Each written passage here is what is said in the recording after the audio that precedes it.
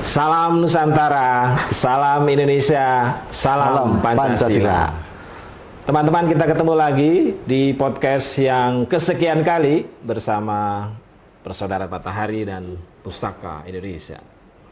Kita akan ngobrol-ngobrol soal tema-tema besar, sastra, budaya, dan musik. Kebetulan di studio telah hadir Mas Dudi. Orangnya ganteng, prestasinya hebat. Jadi kemarin kalau teman-teman masih ingat pagelaran musik Persaudaraan Matahari di RRI, ini adalah biang keroknya. Gitu ya Prof ya? Menurut saya begitu.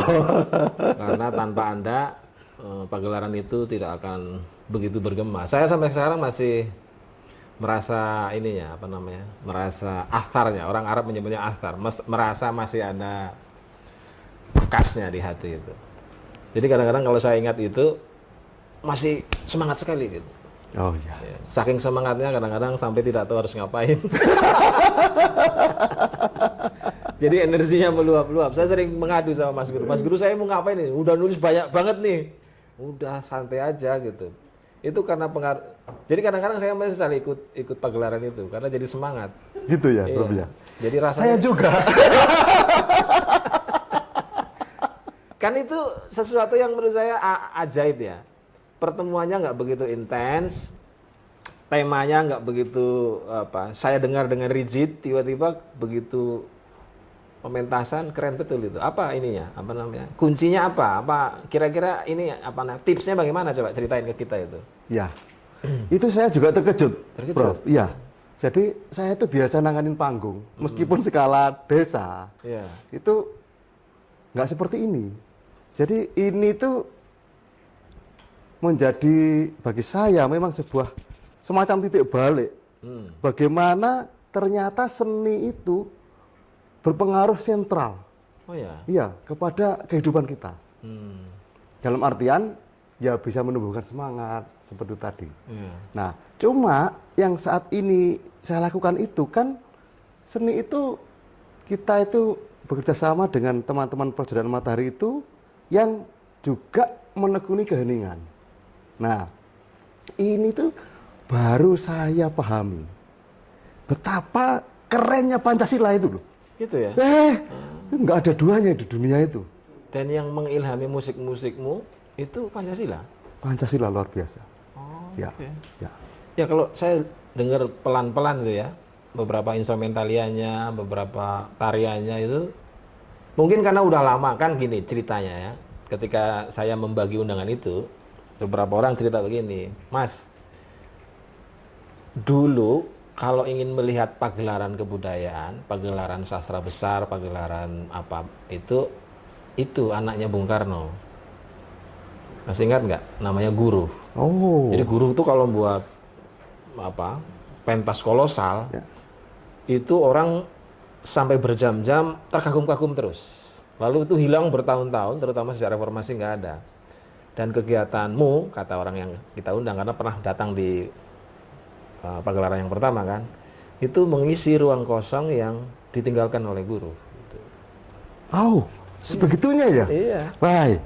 Makanya Ini kan perlu dibuat tiap bulan. Lah ini kita kira benar-benar orang amatir. Kalau musik itu memang digarap oleh teman-teman di Batu Warno itu memang sudah cukup lama intens dalam dunia permusikan. Tetapi dalam yang lain-lain itu benar-benar talentnya itu benar-benar tak terdidik ujuk-ujuk begitu loh. Jadi kayak Wahyu ya. Iya, mungkin begitu ya. Jadi ada yang belum pernah tampil, ada yang 1-2 kali tampil. Tapi heran saya itu kok bisa. Iya. Itu makanya apa ini rahasianya? Kan kemarin saya bawa itu juga tuh, bawa ibu RW, mertua, istri, sama teman istri gitu. Ya. Itu latihan cuma 2 kali. Tapi mereka merasa menikmati pentas-pentas itu gitu. Mungkin ada ininya ya, ada aura SHD kali ya. Kayaknya ya memang kuncinya itu. Kalau coba ceritakan kepada kita, bagaimana sih Anda memupuk kreativitas itu sehingga mau aja itu diplekoto jadi sutradara padahal tidak tahu persis petanya. Ya, kita ini kan saya menempatkan diri sebagai pasukan. Sebisa mungkin pasukan itu siap. Begitu. Apapun. Apapun suruh kemana siap. Begitu, Walaupun sebisa. sebenarnya nggak tahu petanya. Kebetulan untuk panggung itu saya tahu petanya. Oke. Ya, Terus? kebetulan itu saya tahu petanya, saya hanya terkejut saja. Saya jadi art director di sini. Saya gembira juga sih, sudah lama saya nggak nanganin panggung, harus nanganin panggung dengan teman-teman Pusaka, Persaudaraan Matahari dan Nusantara Center kan. Jadi ini sesuatu yang sesuatu banget gitu loh bagi saya. Nah, dengan berjalannya waktu itu kan kita akan tahu meskipun awalnya itu kayak benar-benar ngeblank ya, naskah-naskah itu juga masih belum ada kekuatannya. Tapi ketika digarap bersama-sama, terus dalam hening juga terus, hening itu tak terpisahkan, Bro. Ternyata. Jadi itu kunci bener. Yeah. Jadi makanya saya akhirnya mengambil kesimpulan tidak mengherankan ketika para leluhur Nusantara dulu itu bisa menciptakan mahakarya. Sedangkan kita yang hanya latihan begitu saja, tadi sudah agak disamain dengan Guru Soekarno Putra. Iya. Ruang Iya kan? kosong. Ya gitu. Jadi Tapi memang Anda punya ini ya, punya sejarah misalnya kuliah di ISTI gitu nggak? oh enggak. Saya dari teknik aja. Cuma memang mulai SMA itu saya hobi teater. Saya berencana punya cita-cita dulu sebetulnya jadi bintang film. Wow. Tapi Luar biasa. Jadi sekolah teknik panggungnya tanpa sekolahan, tanpa sekolahan saya asal otodidak ya. hanya SMA itu saya ikut teater ekskul gitu, terus kemudian setelah itu otodidak bersama teman-teman Karang Taruna. Itu aja. Nah, terus kita pupuk macam-macam gitu, akhirnya saya punya feel. Jadi kemarin itu ketika berlatih online gitu ya, oh ini nanti bisa bagus, ini belum, ini bagus, itu saya dapat gitu loh. Saya sudah dapat itunya. Jadi ketika ada dinamika di lapangan saya tenang. Oh saya sudah dapat kok feelnya itu. Jadi ini yang kurang, ini yang Ya gitu. Jadi sebenarnya punya pengalaman ya karena waktu SMA suka teater, waktu kuliah juga suka teater. Ya. Jadi tidak serta-merta dari ruang kosong lah ya. Enggak. Cuma dari situ Prof itu, saya itu timbul sebuah harapan atau apa ini namanya, gejolak dalam jiwa. Apa itu? Bahwa memang masyarakat kita tuh kosong tentang seni yang bisa mengisi kehausan ya dalam semacam gini. Kalau orang nonton sesuatu itu ya, saya dulu suka kalau nonton film sesuatu pulang ada yang kita bawa itu seneng. Nah itu kan saat ini nggak ada. Hanya joget-joget, hanya lucu-lucuan gitu aja, udah selesai. Nah ini menjadi bagi saya itu sebuah semangat bahwa sebetulnya seni itu memang benar-benar berpotensi untuk ikut mengubah peradaban kita untuk lebih cepat lagi. Dulu saya punya mimpi, salah satu fakultas di Universitas Nusantara yang saya bayangkan itu ada Art and Civilization. Membuat musik dan teman-temannya itu sebagai ontologi peradaban Indonesia modern. Oh iya. Ketemu sama Mas Guru, salah satu ekspresinya ya di pagelaran ini gitu. Karena untuk buat fakultasnya butuh duit gede. Tapi duitnya nggak datang-datang, jadi kita pelan-pelan lah gitu ya. Pakai ini dulu ya. Jadi sebenarnya kita punya frekuensi yang sama bahwa musik, seni, kebudayaan itu ontologi peradaban. Oh betul. Ya. Dan kalau kita pelajari gini contohnya ya. Orang dulu menyebut bahwa kemerdekaan itu landasan-landasannya dibuat oleh Angkatan 45 lewat puisi. Makanya ada Khairil Anwar. Novel ada si A, si B, si C. Film ada, lalu lagu-lagu. Kan lagu-lagu kita dulu itu lagu-lagu yang menyemangati orang. Puisi-puisi kita kan menyemangati orang. Kali ini aja lagu-lagunya itu membuat kita letoy gitu. Benar. Jadi memang orang-orang kayak Anda itu yang punya mimpi-mimpi aneh-aneh kayak saya juga itu sebenarnya memang perlu ada tempat perlu ada penyaluran gitu. Ayo bikin. Iya, makanya nanti saya pesan nih sama Persaudaraan Matahari, dibuatlah itu divisi filmatik Nusantara. Oh Gitu. iya. Kan menarik kan? Misalnya kayak ini, Cina itu secara teoritik dalam pengertian sejarah nggak pernah menang perang.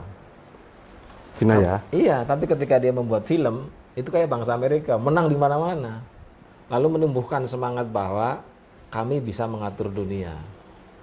Jadi film sebagai bagian dari seni itu dianggap sebagai alat dominasi kepada negara dan bangsa lain. Kita belum punya itu. Ya. Dan saya percaya itu memang sangat bisa. Sangat bisa. Sangat bisa. Apalagi ketika kita menghayati Pancasila itu. Wah, bener. Bangsa kita ini bener-bener hebat pokoknya. Gitu ya. Iya. Nusantara Indonesia surgawi itu bukan hanya mimpi di siang bolong ketika kita benar-benar menyalakan api Pancasila di dalam. Berarti kalau bukan dada mimpi di kita. siang bolong, mimpi di malam hari. Ya, nggak mimpi sih. Oh.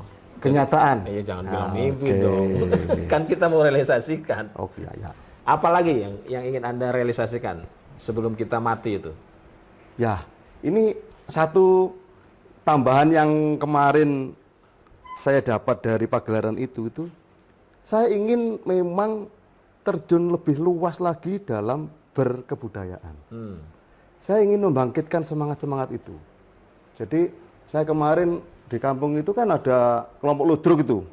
Saya ke sesepuhnya itu, saya inginlah menularkan yang saya dapat dari pagelaran kemarin supaya teman-teman yang di grup ludruk ini bisa benar lagi ada sesuatu yang diberikan kepada penonton.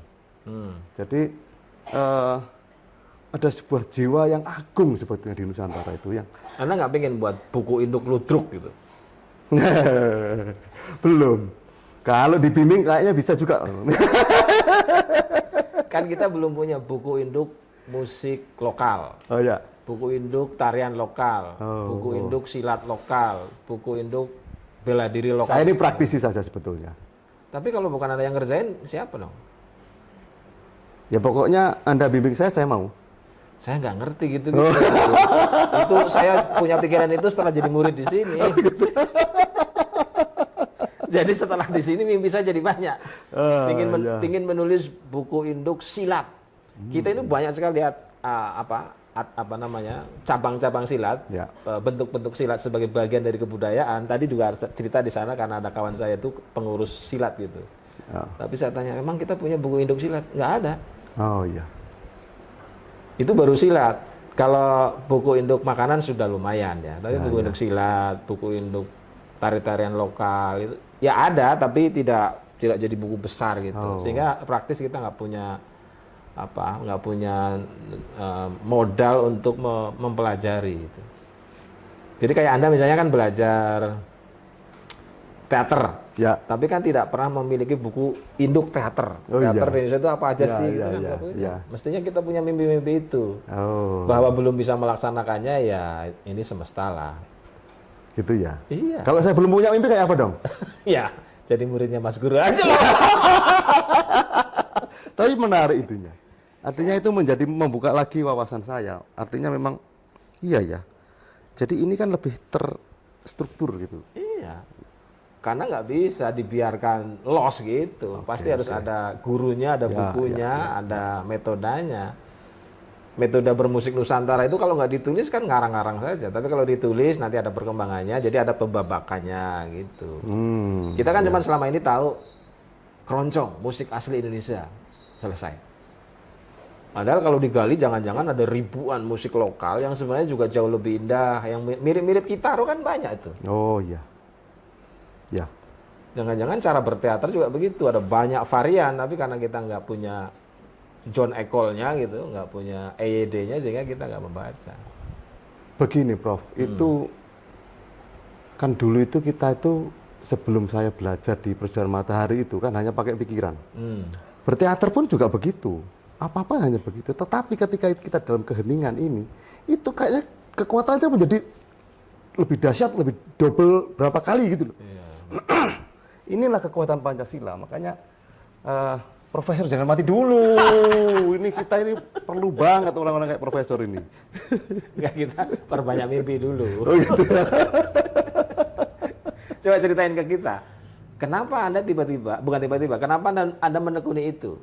Kenapa tidak menekuni yang lain? Tiba-tiba kok pengen jadi artis, bintang film, lalu tertarik pada teater gitu. Kenapa nggak kayak saya suka sepak bola misalnya gitu?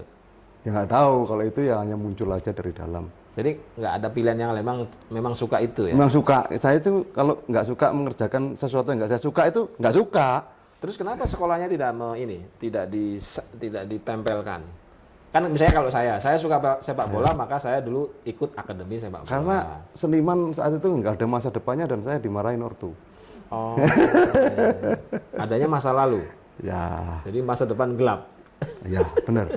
Seniman itu masa depan gelap saat itu. Makanya dengan sebetulnya ini kekosongan yang luar biasa yang mesti harus diisi oleh banyak sekali seniman-seniman. Jadi seniman-seniman itu harus mengenal keheningan ini, harus menyalakan api Pancasila di dalam dirinya, terus kemudian berkarya. Itu benar-benar membangkitkan peradaban kita. Tapi kalau nggak ada media berkarya kan juga kayak kita kayaknya puanas sekali. Nggak ada media untuk menyampaikan, menyalurkan aspirasi, itu kan mirip kayak kita tertarik pada lawan jenis, nggak ada tempat penyaluran, kan stres sendiri. Iya ya. Tapi saya ada ide gini, Prof. Misalnya kan sekarang ludruk nih lah. Kalau nonton Semalam Suntuk atau wayang Semalam Suntuk itu orang banyak nggak respect. Artinya ngantuk, udah sibuk kan. Makanya itu celahnya itu ada pertunjukan 1-2 jam saja semacam teater, tapi benar-benar mengisi sesuatu di relung hatinya itu. Jadi kita berlatihnya itu begitu. Ya, ini untuk 1-2 jam pertunjukan. Kapan itu 1-2 jam pertunjukan pasti seneng itu. Masalahnya emang kosong, nggak ada itu. Mungkin karena pakemnya begitu terus ya. Jadi senimannya kurang kreatif atau gimana menurut Anda? Senimannya tidak mengenal Pancasila.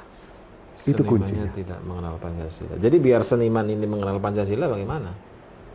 Ya harus menghayati Pancasila. Iya itu kan ini kalau sudah kenal, kalau belum ya kan Anda mengenalkan salam Pancasila itu gimana caranya? Jadi kita bilang kepada mereka soal menghayati Pancasila, mereka yang sudah mengerti Pancasila. Oh. Kalau yang belum kan perlu metode baru, perlu pra pelajaran gitu. Tapi kalau kita itu katakanlah ini ya ada orang yang ini aja dulu deh, yang sudah mengenal dulu aja deh, mau berkarya di situ. Nanti mereka itu ya, seniman itu peka sebetulnya. Jadi akan iya ya, ada sesuatu. Jadi ini cepat sekali menyebar itu nanti. Kalau kita melakukan itu. Anda yakin soal itu ya? Ada keyakinan. Gitu. Jadi kalau kita balik nih pada teori-teori kesenian lah ya. Seni sebagai alat pembentuk mental itu kan teori. Ya. Kenapa di Indonesia sekarang tidak menjadi tradisi? Anak-anak kecil kita tidak diajarkan sejak dini mengenal seni, mengenal tradisi-tradisi, mengenal kebudayaan gitu. Ya di mana salahnya itu? Ya memang yang mengenalkan ini sebenarnya nggak kenal. Nggak ngerti juga. Sehingga anak-anak nggak tertarik. Kalayak nggak tertarik. Itu salahnya siapa ya? Karena yang melopori nggak kenal. Untuk bagaimana supaya bekerja dalam ketulusan sehingga bisa menciptakan mahakarya itu nggak dikenal. Gitu. Itu karena praktek penjajahan atau memang orang Indonesia nggak suka? Bisa saja itu ekses dari praktek penjajahan. Kenapa saya punya hipotesa seperti itu? Karena kita itu seperti benar-benar diputus dari akarnya. Putus banget. Jadi nggak tahu. Ini kok gini kalau saya cerita ini saya nggak ketawa juga nih.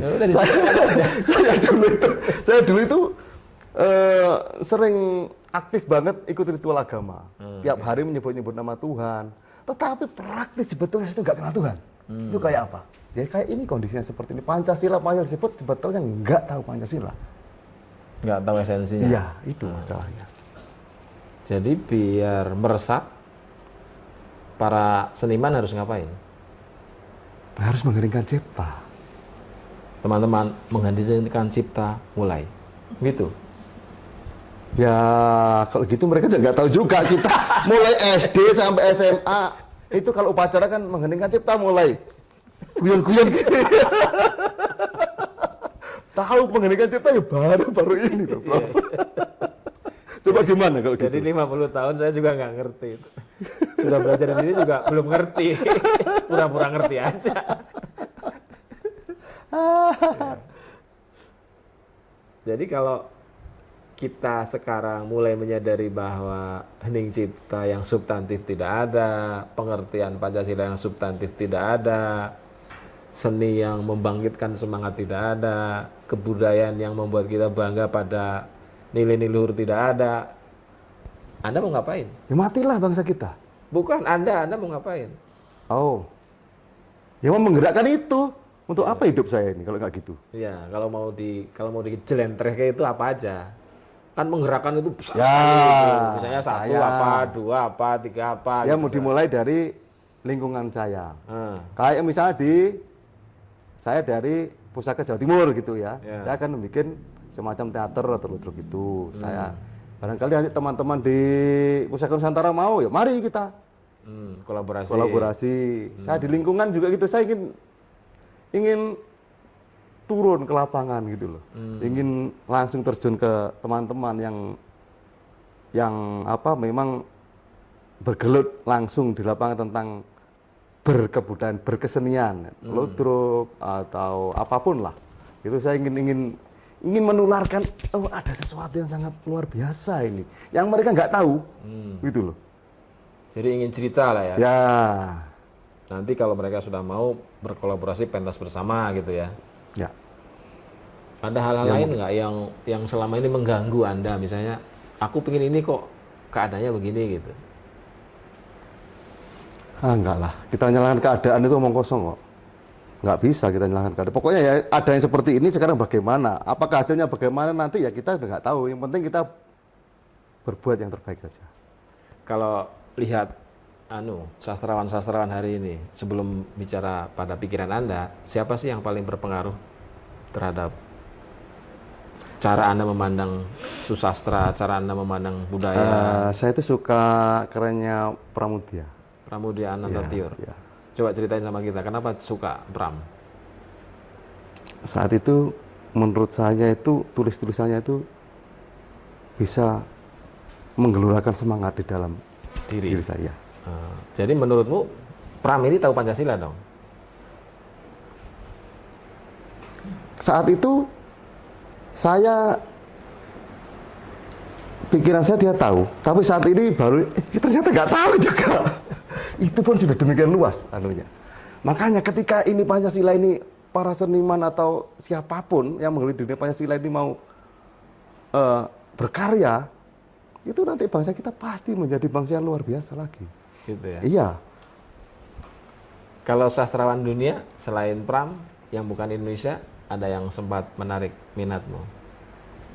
Enggak sih, saya hanya saat itu hanya film-film kayak Robert De Niro kayak gitu-gitu aja film-filmnya. Jadi saya mengamati itu saja. Jadi kalau aktor banyak lah ya yang dianggap menginspirasi waktu itu. Waktu itu. Kalau aktor nasional, aktor Indonesia? Enggak. Karena Dan memang kayak kosong banget. Apalagi sinetron itu apa sih yang diceritain gitu loh. kalau sinetron Itu memang- meremukkan persendian kehidupan kebangsaan. Wih, luar biasa. Sinetron menemukan persendian kebangsaan. Ini ibu-ibu, mak-mak yang suka sinetron ini perlu mendengar fatwa ulama terbaru. Di antara kita itu boleh itu. Sinetron meremukan sendi-sendi peradaban Indonesia dan Nusantara. Itu nanti saya tulis jadi judul artikel. Ini kenyataan memang. Gitu ya. Ya. Kalau ngelihat ini, misalnya seorang sinis yang sangat hebat, dia menulis dan memproduksi film Gi. Ingat nggak? Riri Reza misalnya. Ya. Kan ya. dia berbeda dari yang lain. Ya. Ya. Atau yang buat film Daun di Atas Bantal. Ingat nggak? Saya itu kayak orang nonton film itu kayak orang agak frustasi, Bro. Karena setelah nonton film itu saya marah. Kayak nyesel ngapain dia nonton film kayak gini. Jadi akhirnya saya nggak nonton film lagi gitu loh. Tapi kalau karyanya Riri Reza kan memang menurut saya keren. Ya, iya sih. Ya. Kalau Rambut Jabi memang itu sama dengan fatwa Anda tadi itu. Sinetron adalah produk kebudayaan yang merusak.